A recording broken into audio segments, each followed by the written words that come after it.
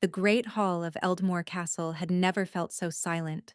Seraphine stood at the altar, her heart slamming against her ribs like a caged bird fighting for freedom. Through the heavy lace of her veil, the world appeared fractured, hundreds of faces distorted into pale smudges, all of them watching, waiting, and judging. She could feel their eyes crawling over her like insects. The wolves of Eldmore did not trust outsiders, and she, draped in borrowed silk and desperate lies, was the greatest outsider of all. The ceremonial incense burned thick in the air, sandalwood and something darker, something wild that made her pulse quicken for reasons she couldn't name. Ancient banners hung from the vaulted ceiling, bearing the silver wolf sigil of the ruling bloodline. This was not a place built for southern brides. This was a place built for predators. And the greatest predator of all stood waiting at the altar. Seraphine had not dared to look at him directly. Not yet. She kept her gaze fixed on the stone floor, on the cracks between the tiles, on anything that wasn't him. But she could feel his presence like a physical weight pressing against her chest, immense, suffocating, and inescapable. The officiant's voice droned through the ancient vows, words in a language she barely understood. Her mouth moved automatically, repeating sounds that meant nothing to her, binding her to a fate she had not chosen. 3 more minutes, she told herself. 3 more minutes and the ceremony will be complete. He won't be able to reject me then. The treaty will hold. Leora will be safe. Her younger sister's face flashed through her mind, tearful, terrified, begging Seraphine to run with her into the night. But one of them had to stay. One of them had to pay the price for their father's political games. Seraphine had made sure it was her. Let the Alpha King look upon his bride. The officiant's words sliced through her thoughts like a blade. Her breath stopped. Her fingers went numb. No, not yet. Please, not yet. But the ceremony had its own momentum, ancient and unstoppable. She heard footsteps approaching, heavy, deliberate, each one sending tremors through the stone floor. Or perhaps that was just her legs shaking. A shadow fell over her. For the first time, Seraphine forced herself to look up, and the air vanished from her lungs.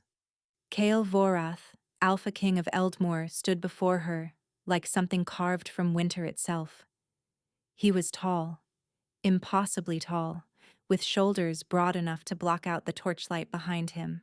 His dark hair fell in waves past his jaw, framing a face that was beautiful in the way a blade was beautiful. Sharp, cold, designed to cut. But it was his eyes that stopped her heart.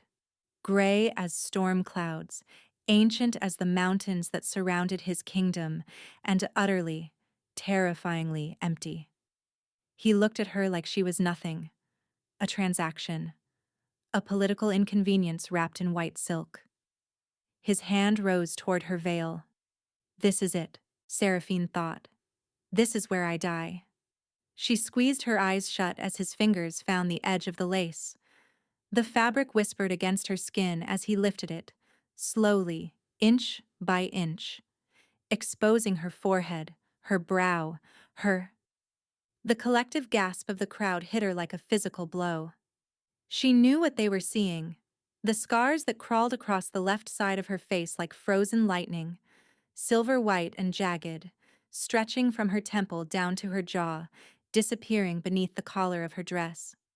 The marks that her father had called her shame, the reason she had been hidden away like a dirty secret for the past 3 years. Seraphine opened her eyes, ready to face her execution, but Kale wasn't moving. He stood frozen, his hand still gripping her veil, his gray eyes locked on her scars with an expression she couldn't read. Not disgust, not anger, something else, something that made no sense. The silence stretched, unbearable, suffocating. Then he made a sound. It started low in his chest, a rumble that built and built until it exploded from his throat as a roar so powerful the ancient windows rattled in their frames. The crowd screamed. Guards drew their weapons. The officiant stumbled backward, his ceremonial book clattering to the floor. But Seraphine couldn't move, couldn't breathe, because Kale's eyes had changed. The gray was gone, consumed by blazing molten gold. His wolf. His wolf was looking at her, and it wasn't angry.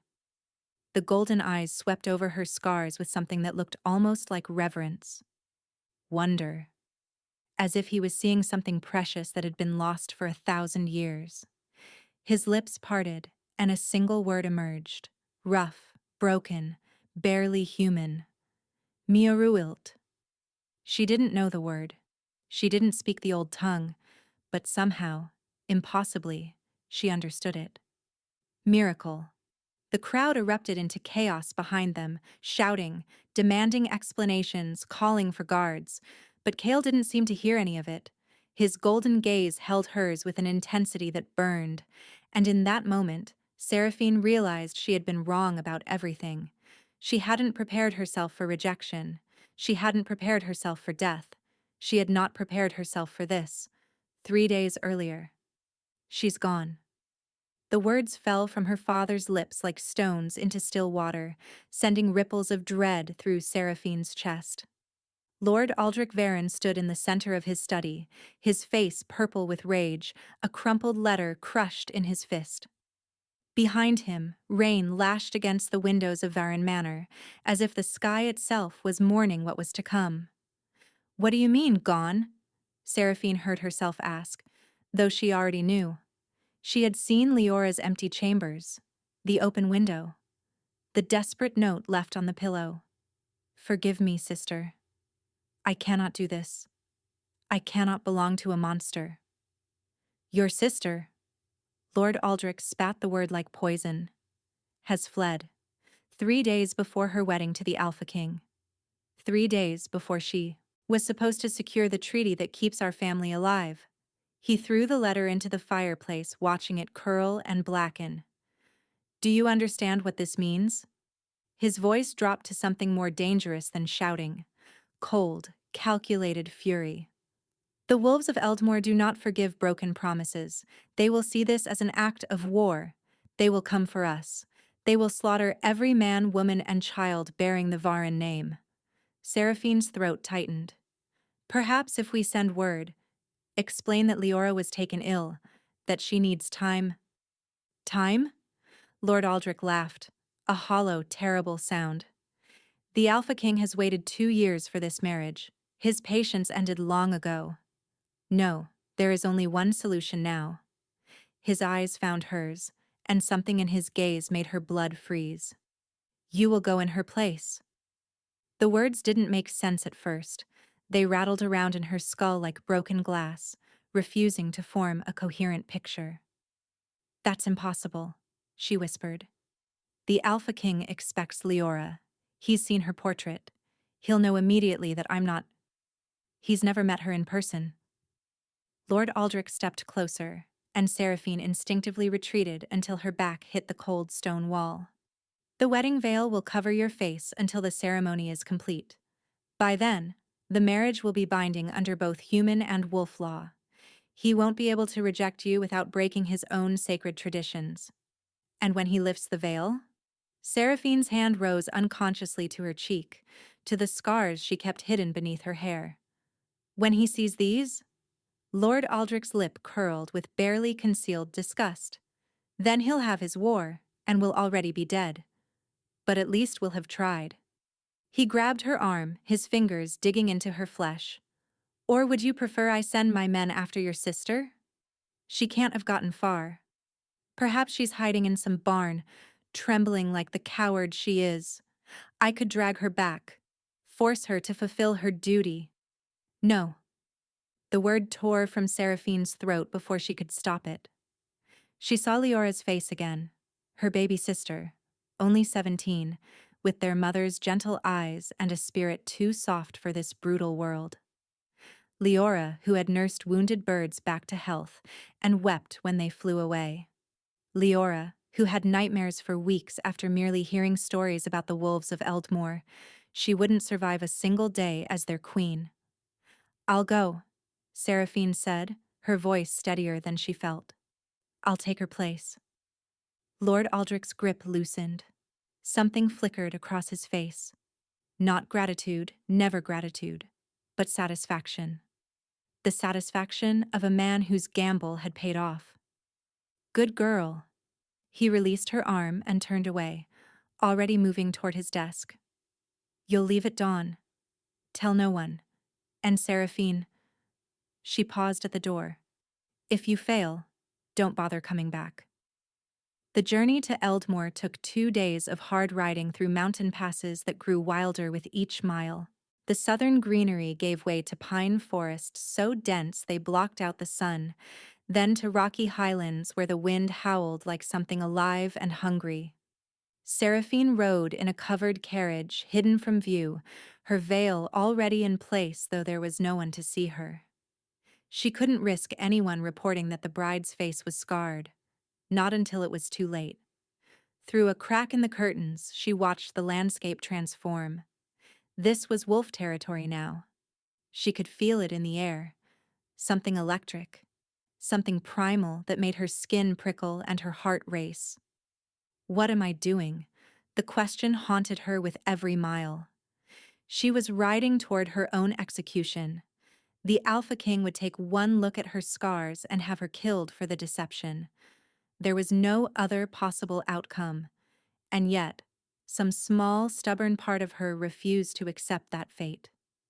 The same part that had stepped in front of her sister 3 years ago when the curse came for them. The part that had absorbed the dark magic and lived, even when everyone said she should have died. "Perhaps," that stubborn voice whispered, "perhaps there is something more waiting for you in Eldmore than death." She crushed the thought before it could take root. Hope was dangerous. Hope was a luxury she couldn't afford. The castle appeared at dusk on the second day, a massive fortress of black stone carved into the mountainside, its towers clawing at the darkening sky like the fingers of a buried giant. Torches flickered in countless windows, and the distant howl of wolves echoed through the valleys below.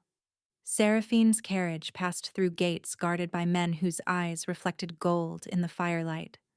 Wolves in human skin. She could feel their gazes tracking her, assessing, suspicious. "They know," she thought wildly. "They can smell the deception on me." But the gates opened, and no one stopped her.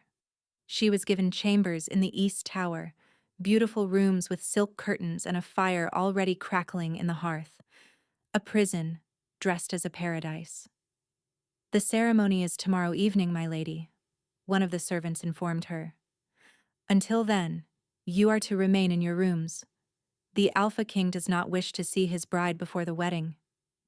"He won't want to see me after either," Seraphine thought grimly. That night, alone in her borrowed chambers, she finally removed her veil and stood before the mirror. The scars stared back at her, silver white against her pale skin, mapping the path of dark magic across her face. She remembered the moment she'd received them with perfect, terrible clarity. Leora, 14 years old, standing in the garden at twilight. The hooded figure emerging from the shadows, hand raised, lips moving in a curse meant to kill. And Seraphine, without thought, without hesitation, throwing herself between her sister and death.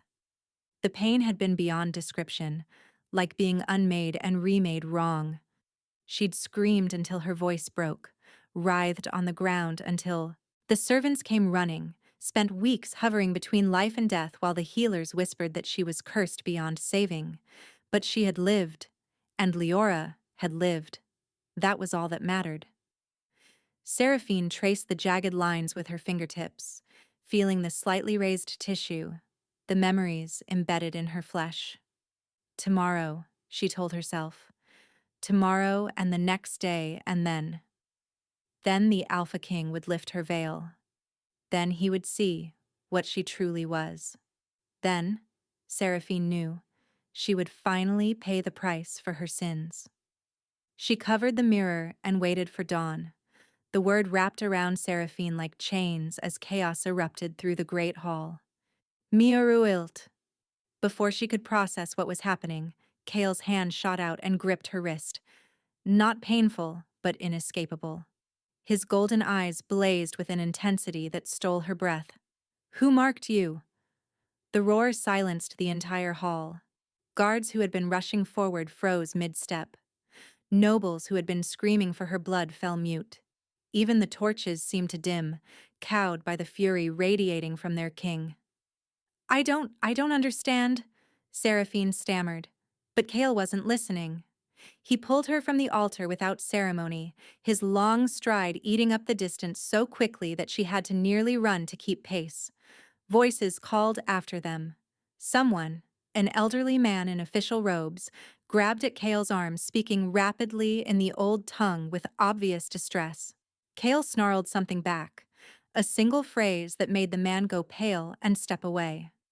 Then they were through a side door, into a corridor of shadows and stone, the sounds of the hall fading behind them like a nightmare left behind at waking.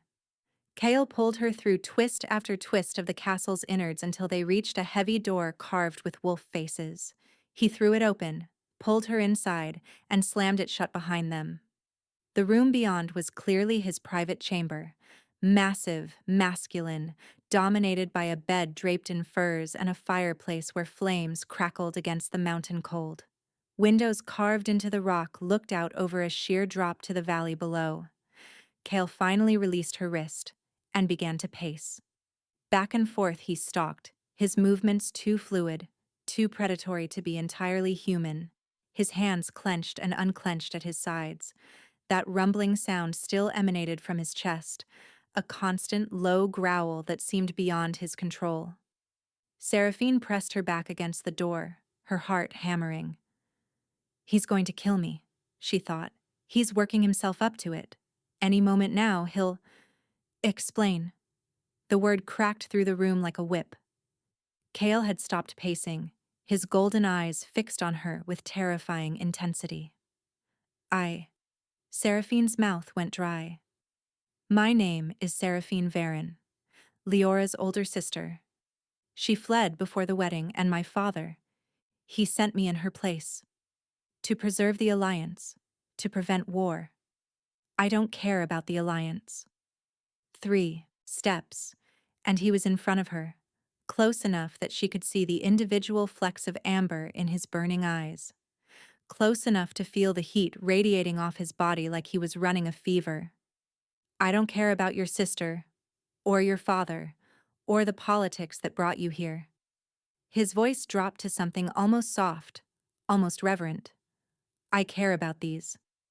His hand rose to her face again, and this time, his fingers made contact.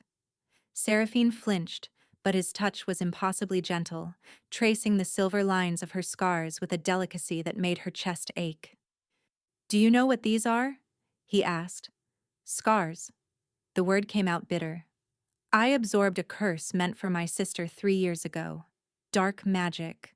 The healers said I should have died." "You should have." There was no cruelty in his words, only wonder. "No human survives a shadow curse. The dark magic consumes them from the inside out. But you—" His thumb brushed her cheekbone. "You didn't just survive, you transformed it." "I don't understand." "These aren't scars." Kale's voice roughened. "They're marks of containment. The curse is still inside you. Frozen. Suspended. And these silver lines? They're the visible seal keeping it trapped." Seraphine's blood went cold. "The curse is still in me?" "Not a threat. A power. Ancient power, neither good nor evil, waiting for the right key to unlock it." His golden eyes searched hers. "There's a prophecy among my people, older than the castle we stand in, older than the kingdom itself." "What prophecy?" "When the marked one comes bearing shadows and silver, the Wolf King's bloodline will finally be complete. She will be his match, his mate, his missing half, and together they will either save our kind or destroy it." The words hung in the air between them. "I thought it was myth," Kale continued, his voice raw. "A story told to pups to give them hope. I searched for years, sent scouts across every kingdom, chased every rumor of unusual markings. Nothing. No one. His hands cupped her face now, both palms pressing against her scarred and unscarred skin with equal tenderness. And then, your sister's carriage arrived. I could sense something was wrong. The bond I was supposed to feel wasn't there. I told myself it was because we hadn't met yet. I told myself the prophecy was just a legend. A broken sound escaped him. But when I lifted your veil, your wolf roared. My wolf recognized you. His forehead dropped to press against hers. The moment I saw these marks, every cell in my body knew, not a stranger, not an imposter. Mate. My mate. Finally found after centuries of waiting. Seraphine couldn't breathe. Centuries? I'm 347 years old, Kyle said quietly. I've buried friends, enemies, 3 human kings, and more dreams than I can count. I'd given up hoping. I'd accepted that I would rule alone, die alone, and let my bloodline end with me. His thumbs brushed away tears she hadn't realized were falling. And then you walked into my hall, hiding behind a veil, certain I was going to kill you. A ghost of a smile touched his lips, the first she'd seen. Brave, foolish, beautiful creature, you have no idea what you are. I'm no one, Seraphine whispered, a scarred daughter sent to die in her sister's place. You are everything. The conviction in his voice shattered something inside her. 3 years of hiding. 3 years of being told she was damaged, cursed, unworthy. 3 years of believing her scars made her a monster. And this man, this ancient, powerful, terrifying man, looked at her like she was the answer to prayers she didn't know existed. Before she could respond, the chamber door burst open. An older man stormed in, gray-haired, sharp-featured, wearing the robes of a royal advisor. Behind him came 2 guards and a figure that made Seraphine's blood freeze. Her father. Lord Aldrich Varen stood in the doorway of the Alpha King's chambers, his face twisted with fury. That woman is an impostor, he shouted, pointing at Seraphine. She stole her sister's place through deception. She is not the agreed-upon bride. She is nothing but a scarred, worthless disgrace to my house. Kale moved so fast Seraphine didn't see it happen. One moment he was in front of her, his hands gentle on her face.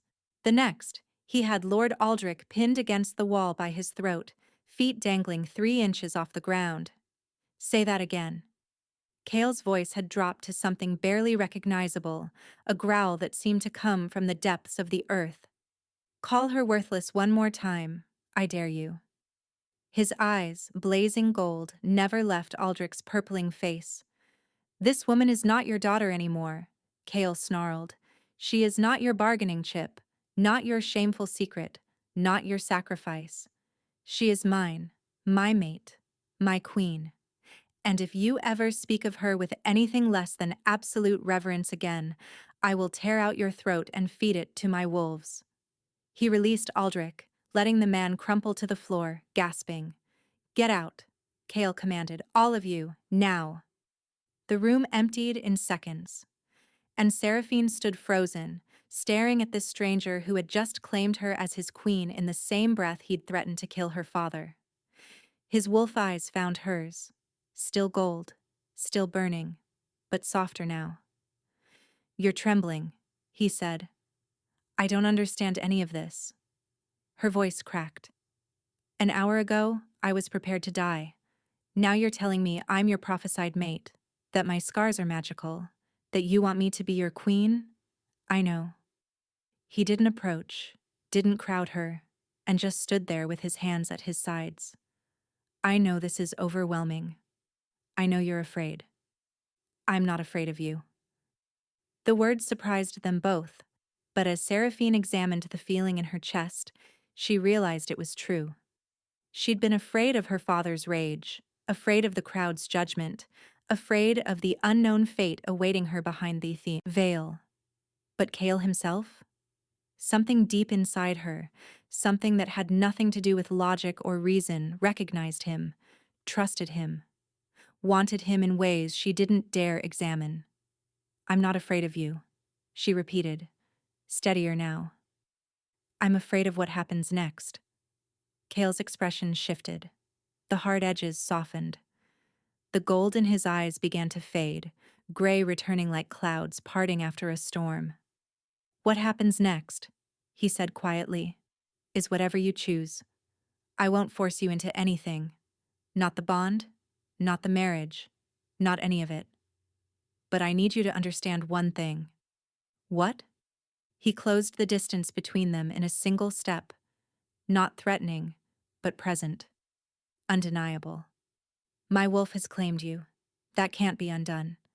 For as long as I live, no matter what you decide, I will protect you. I will fight for you. I will burn down kingdoms if anyone tries to harm you." His fingers found hers, intertwining gently. "You spent 3 years believing your scars made you worthless. Let me spend the rest of my life proving otherwise." "Okay," she whispered. "Okay? I'll stay. I'll try." "But Kale," she held his gaze, letting him see the steel beneath her fear. "If you ever lie to me, if this prophecy turns out to be manipulation, if you're just using me like everyone else has, I would deserve whatever death you gave me." The vow settled between them, heavy as stone, and somewhere deep in Seraphine's chest, in the place where the frozen curse lay sleeping, something stirred. Something that felt like hope. 3 days passed in Elmore Castle, and Seraphine learned what it meant to be watched. Not with suspicion, though there was plenty of that from the nobles who still whispered imposter behind their hands. No, this was different. This was Kale. He watched her like a man afraid she might vanish if he blinked. Across the dining hall during meals, through the windows of his study while she walked the castle gardens. In doorways and corridors and shadows, those gray eyes tracking her every movement with an intensity that should have frightened her. Instead, it made her feel something far more dangerous. Wanted. "You're staring again," she said on the third evening, not looking up from the book she'd borrowed from his library. "I'm memorizing." His voice came from the doorway of the sitting room, low and rough. "In case this turns out to be a dream." "Do you often dream of scarred women reading in your favorite chair?" "I never used to dream at all." He crossed the room and settled into the chair across from her, close enough that their knees nearly touched.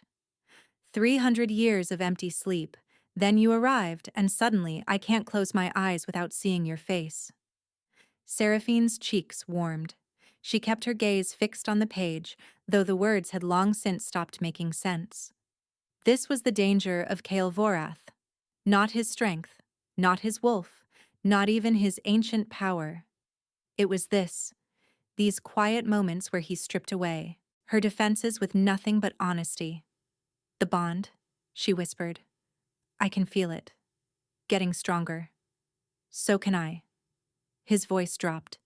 "Every hour, every minute, it's like a thread connecting us and it's pulling tighter." "What happens when it pulls too tight?" Something flickered in his eyes, something he quickly suppressed. "We'll discuss that later." "Kale." A knock at the door interrupted them. One of the castle guards entered, his face grim. "My king, there's been an incident at the southern border. A patrol was attacked." Kale was on his feet instantly, the tender lover replaced by the hardened ruler. "Casualties?" "3 dead. 2 more badly wounded and—" The guard hesitated. "They left a message. Burned into the ground." "What message?" "Return what you stole, or lose everything." Ice flooded Seraphine's veins. She knew with horrible certainty what those words meant. "My father," she breathed. Kale's jaw tightened. He wouldn't dare attack Elmore directly. He wouldn't need to. He has allies. Other lords who owe him favors. Mercenaries who ask no questions. Her hands had begun to tremble. "I should go back. If I return to him willingly, he'll have no reason to—" No. The word cracked through the room like thunder. Kyle turned to her, and his eyes had shifted, gray bleeding into gold at the edges. You are not a possession to be returned. You are not a bargaining chip. And you are never going back to that man. But people are dying because of me. People are dying because your father is a coward who couldn't control his own cruelty. Kale gripped her shoulders, forcing her to meet his gaze. Listen to me, Seraphine. Whatever comes, we face it together. Do you understand? She wanted to argue, wanted to insist that her life wasn't worth the bloodshed that was clearly coming. But the look in his eyes, desperate, fierce, absolutely unwavering, silenced her protests. Together, she whispered. He pressed his forehead to hers, breathing her in. I have to go to the border, he said quietly. Assess the damage. Show strength. How long? 2 days. Maybe 3. The thought of him leaving sent a spike of panic through her chest. Irrational, overwhelming, entirely unlike her. The bond, she realized. It doesn't want us apart. I'll be back before you know it. He pulled away reluctantly, his fingers lingering on her cheek. Stay in the castle. Don't trust anyone except Moira. She's been with my family for generations. And Seraphine. Yes? His eyes held hers with burning intensity. Don't let anyone touch your scars. No matter what they promise, no matter what they claim. Those marks are sacred. Do you understand? Before she could ask what he meant, he was gone, and Seraphine was left alone in a castle full of wolves who wanted her dead. The first night without Kale was uncomfortable. The second night was agony. Seraphine paced her chambers like a caged animal, unable to sit, unable to sleep, unable to think about anything except the hollow ache in her chest where the bond used to hum with his presence. This isn't natural, she told herself. This isn't me. I've been alone my entire life. I don't need anyone. But need had nothing to do with it. Every cell in her body was screaming for him. Her skin felt too tight, her blood ran too hot, and the scars on her face had begun to burn, a low, constant heat that pulsed in rhythm with her racing heart. You look unwell, my lady. Seraphine spun to find an older woman standing in the doorway, silver-haired, sharp-eyed, carrying a tray of tea with the quiet confidence of someone who belonged. Moira? Seraphine guessed. The same. The woman entered without waiting for permission, setting the tray on a side table. The king asked me to look after you. Said you might be struggling. I'm fine. You're sweating, shaking, and your eyes have a fever-bright look that tells me you haven't slept since he left. Moira's tone was matter-of-fact. That's not fine. That's the bond doing what bonds do when mates are separated too soon. Seraphine sank onto the edge of her bed, too exhausted to pretend anymore. What's happening to me? Moira handed her a cup of tea, something herbal and sharp that cleared her head slightly. The mating bond isn't complete, Moira explained, settling into a chair nearby. When the king's wolf recognized you, it started the process. But starting isn't the same as finishing. Right now, you're caught between, connected enough to feel the separation, but not bonded enough to survive it long-term. Survive it? A chill ran through Seraphine despite her fever. What do you mean? I mean that incomplete bonds are dangerous. The longer they stay unfinished, the more they strain both parties. Wolves have died from it, and humans even faster. How do we complete it? Moira's expression shifted, became careful. The king will explain when he returns. Tell me now. My lady. Tell me. Something in Seraphine's voice made the older woman pause. When she spoke again, her words were measured. Among our kind, the bond is sealed through claiming. The wolf must mark its mate, a bite here. She touched the junction of her own neck and shoulder. And the mate must accept it willingly. Only then does the bond become unbreakable. A bite. On her neck. The thought should have terrified her. Instead, some primal part of her yearned for it. There's something else, Moira continued quietly. Something the king didn't want you to know yet. What? Your scars. The curse frozen inside you. The old woman's eyes were troubled. Our seers have been studying the prophecy since you arrived. They believe the curse isn't just contained, it's connected to you. Part of your life force now. What does that mean? It means that completing the bond might have consequences. The king's wolf claiming you could awaken the curse. Unleash whatever dark magic has been sleeping in your blood for 3 years. Seraphine's hand flew to her face, pressing against the silver lines that suddenly felt like chains. And if it awakens? No one knows. It could give you power beyond imagining, or it could consume you entirely. The cup in Seraphine's hand began to shake. She set it down before she dropped it. All this time, she'd thought her scars were simply scars, reminders of a sacrifice she'd made for her sister.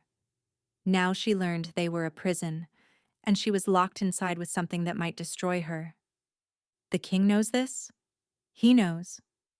And he still wants to complete the bond? Moira's expression softened with something like sympathy. My lady, that man has waited 3 centuries for you. He would walk into hellfire if it meant keeping you by his side. She paused. But he also refuses to risk you. That's why he didn't tell you. He's trying to find another way. Seraphine closed her eyes, overwhelmed by the weight of it all. A bond that might kill her if left incomplete. A curse that might destroy her if the bond was finished. And Kale, caught in the middle, trying to save her from both. When does he return? She whispered. Tomorrow evening, if the border situation is resolved. Tomorrow evening. Could she survive until then? Already the ache in her chest was intensifying, the fever climbing higher.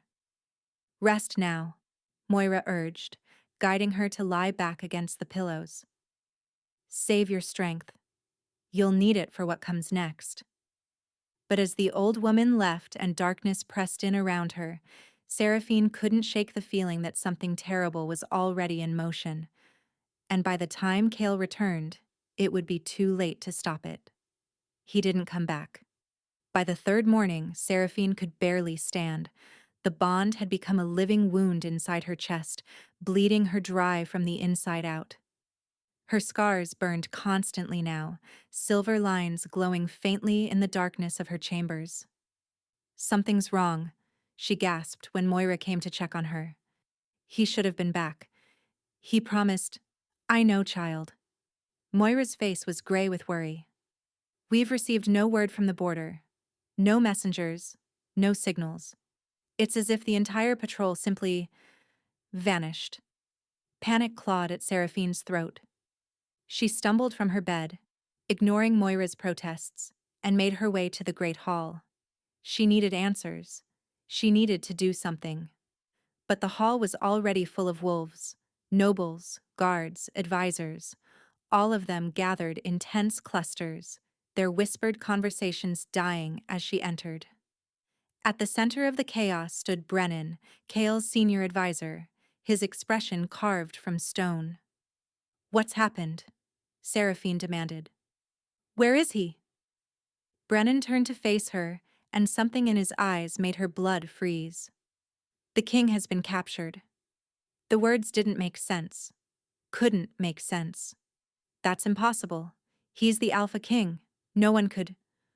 Your father could. Brennan's voice was cold. With enough silver chains and enough wolfsbane, Lord Aldrich has taken our king, and he's made his demands very clear. He held out a scroll, crumpled, stained with something dark. Seraphine took it with numb fingers. The handwriting was achingly familiar. Return my daughter within 3 days, or the Wolf King dies. His blood will be on your hands, Seraphine, as it always was. The scroll fell from her nerveless grip. No, she whispered. No, no, no. The council has already voted. Brennan's voice cut through her spiral. We cannot risk our king for one human woman. You will be returned to your father in exchange for... I'll go. Every head in the hall turned toward her. What? Brennan's composure cracked. I said I'll go. Seraphine straightened despite the agony racking her body. Not as a trade, not as a prisoner. I'll go to my father myself and I'll get Kale back. That's suicide. Your father will kill you the moment you're in his grasp. Then I'll die saving the man I love instead of cowering here while he suffers. Silence fell. Absolute, ringing silence. Seraphine realized what she'd said, the word that had slipped out without her permission. Love. She loved him. This impossible, ancient, maddening king who had looked at her scars and seen miracles, who had defended her honor before she'd even learned to defend it herself. Who had watched her like she was precious when the world had only ever told her she was worthless. She loved him, and he was being tortured because of her. I won't let him die, she said, her voice steady despite the tears streaming down her face. I can't. Even if going means your own death? Moira's voice came from somewhere behind her. Seraphine turned to find the old woman watching her with an expression she couldn't read. Even then, something shifted in Moira's eyes. A decision made. Then you should know the truth before you go. She stepped forward, her voice dropping. About why your father really wants you back. He wants to punish me for embarrassing him. He wants to use you. Moira cut her off. The curse inside you. It didn't come from a random attack. Your father arranged it. The world tilted. What? 3 years ago, he made a deal with a dark witch. He wanted a weapon. Something that could destroy the wolf kingdoms once and for all. The curse was supposed to kill Leora and transfer its power to a vessel he could control. But I stepped in front of it. And the curse bonded to you instead. To a daughter he'd already discarded. A vessel he couldn't control. Moira's voice was heavy with grief. Why do you think he agreed to the marriage alliance? He needed you inside Elmore, near the Alpha King. Because the curse you carry, if fully awakened, could destroy every wolf in this kingdom. Seraphine's knees buckled. She caught herself on the edge of a table, her vision swimming. Her father hadn't sent her here to save the family. He'd sent her here as a weapon. The king, she choked out. Does Kale know? He suspected. That's why he went to the border.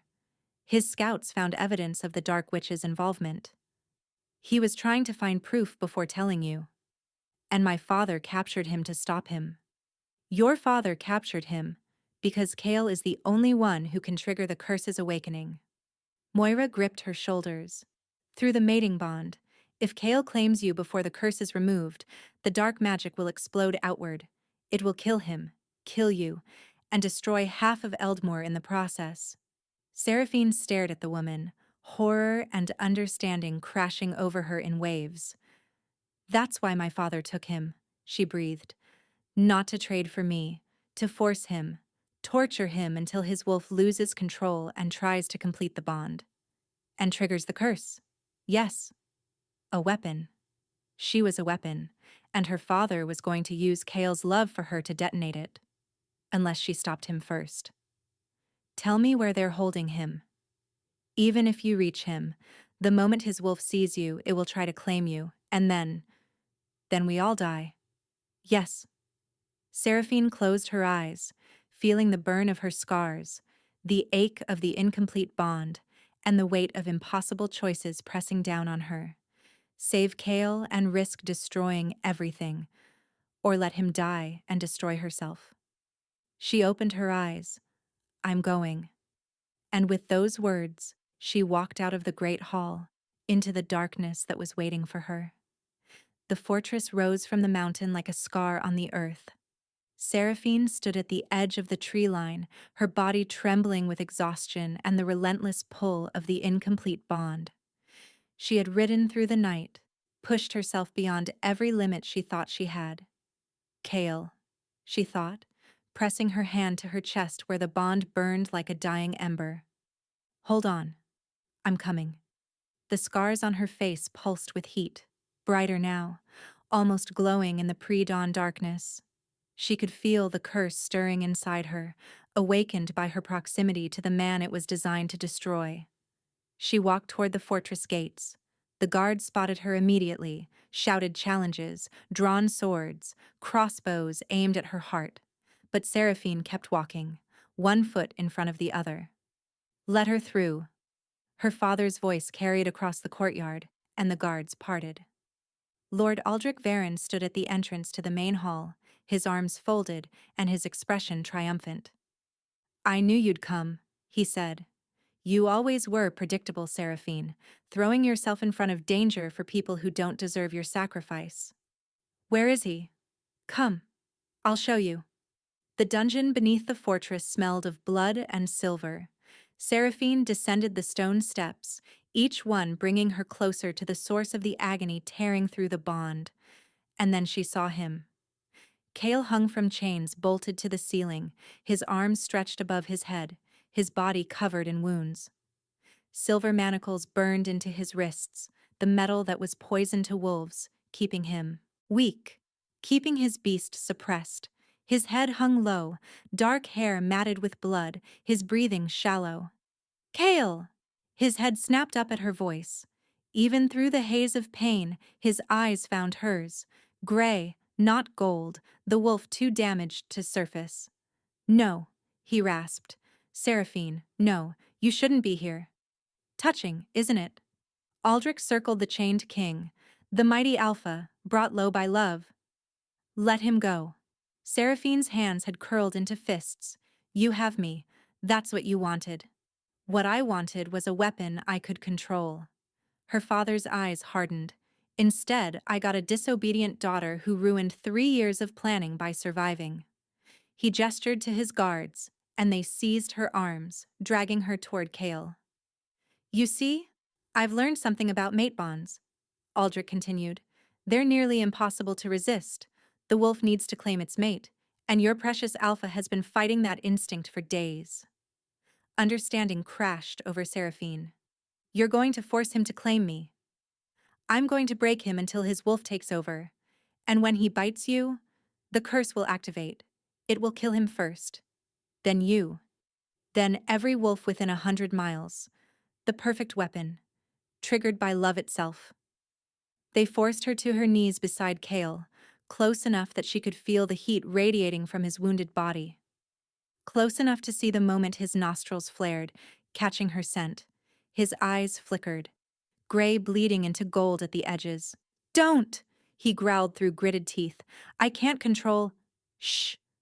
She reached for him, her fingers finding his face. I know what he's trying to do. Then run. Before I'm not leaving you. I'll kill you. His voice broke. The curse. I know. Tears streamed down her face. This man, this impossible, ancient, beautiful man, had waited 3 centuries for her. Had looked at her scars and seen miracles. And now he was being tortured because of that love. The curse isn't separate from me anymore, she said, pressing her forehead to his. It's part of me, my blood, my bones, my soul.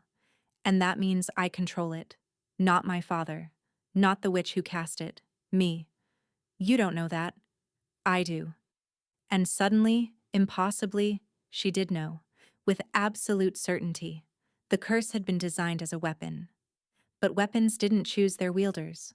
Wielders chose their weapons. For 3 years, the dark magic had slept inside her, frozen by her will to survive. She had been fighting it all this time, treating it as an enemy. But what if she stopped fighting? What if she embraced it? Claim me, she whispered. Kale's eyes went wide. What? Claim me. Complete the bond. Let your wolf have what it needs. The curse will do what I tell it to do. She gripped his face, forcing him to meet her gaze. I am not my father's weapon. I am not a victim of dark magic. I am Seraphine Varen, and I choose this. I choose you. I choose us. Now claim me, Kale Vorath, before I lose my nerve. For one endless moment he stared at her, then his eyes exploded into gold. The wolf surged forward with 300 years of desperate longing. His chains groaned as he lunged toward her, and his mouth found the junction of her neck and shoulder with unerring precision. His teeth sank deep. Seraphine screamed, not from pain, but from the sheer overwhelming force of the bond snapping into place. Every nerve ending ignited, every cell in her body recognized its match. And the curse woke. She felt it rise inside her like a tidal wave, dark magic surging toward release, toward destruction, toward the death it had been designed to deliver. No, the word thundered through her mind with absolute authority. You are mine, you serve me, and I say, protect. The curse screamed. But Seraphine was stronger. She seized the dark magic with her will and twisted, not destroying it, not suppressing it, but transforming it. All that power, all that death, all that darkness. She turned it outward. The fortress exploded. Stone walls crumbled. Guards flew backward like leaves in a hurricane. And at the center of the destruction, Seraphine rose to her feet, her scars blazing with silver-white light, dark energy crackling around her like a living storm. Her father cowered on the ground before her, his triumph turned to terror. Impossible, he gasped. You can't. No human can. I'm not just human anymore. Her voice resonated with power. I'm something new, something you created but could never control. She raised her hand, and shadows coiled around his throat. Please, Aldrich whimpered. I'm your father. You were never my father. The shadows tightened. You were my curse. And now. She released him. Let him fall, gasping, to the rubble-strewn ground. Now you're nothing at all. Behind her, chains shattered. Strong arms wrapped around her waist, and Kale's voice rumbled against her ear. You're glowing. I know. You just leveled a fortress with dark magic. I know. I think I'm even more in love with you than I was 5 minutes ago. Despite everything, the destruction, the exhaustion, and the impossible weight of what she'd just done, Seraphine laughed. She turned in his arms, finding his face with her hands. His wounds were already healing, the bond flooding him with strength. And his eyes, still gold, looked at her with such naked adoration that her heart ached. The curse, she said softly. I can feel it now. It's not evil. It's just power. Your wolf woke it up, but my choice determined what it became. And what did it become? She smiled. Protection. For you. For our people. For everyone I love. Kale made a sound somewhere between a laugh and a sob. He pulled her close, burying his face in her hair. Miorilt, he murmured against her skin. My miracle, my mate, my queen. Around them, wolves were arriving, Eldmore soldiers who had followed her trail, howling with triumph as they found their king alive, and their enemy defeated. Dawn was breaking over the mountains, painting the sky in shades of gold and rose, and Seraphine, standing in the ruins of her father's ambitions with the man she loved, finally understood what it meant to come home. Not to a place, to a person, to a bond that nothing, not curses, not cruelty, not 300 years of waiting could ever break. Take me home, she whispered. Kale smiled against her hair. We're already there. 6 months later, the great hall of Eldmore Castle had never been so full. Wolves from every corner of the kingdom had gathered to witness what the bards were already calling the wedding of the century. The true wedding this time, with no veils, no deception, no secrets between them. Seraphine walked down the aisle with her scars displayed proudly for all to see. The silver lines glowed faintly in the torchlight, marks of power now instead of shame. Behind her walked Leora, finally returned from hiding, her eyes bright with grateful tears. And at the altar, Kale waited. His gray eyes tracked her every step, filled with the same wonder he'd shown the first time he lifted her veil. As if he still couldn't believe she was real. As if he would spend eternity marveling at his luck. When she reached him, he took her hands in his. No veil this time, he murmured. No more hiding, she agreed. The officiant began the vows, but Seraphine barely heard them. She was too busy memorizing this moment, the warmth of his hands, the love in his eyes, the bond humming between them, complete and unbreakable. When he kissed her, the hall erupted in howls of celebration, and Seraphine, the scarred girl who had been sent to die, smiled against her king's lips and thought, "This is where I was always meant to be." Thank you so much for listening. I hope you enjoyed the story. If you'd like to listen on the go, all my stories are also available on Spotify under my channel name. You'll find the link in the description below. A big thank you to everyone who's following. Your support truly means the world to me.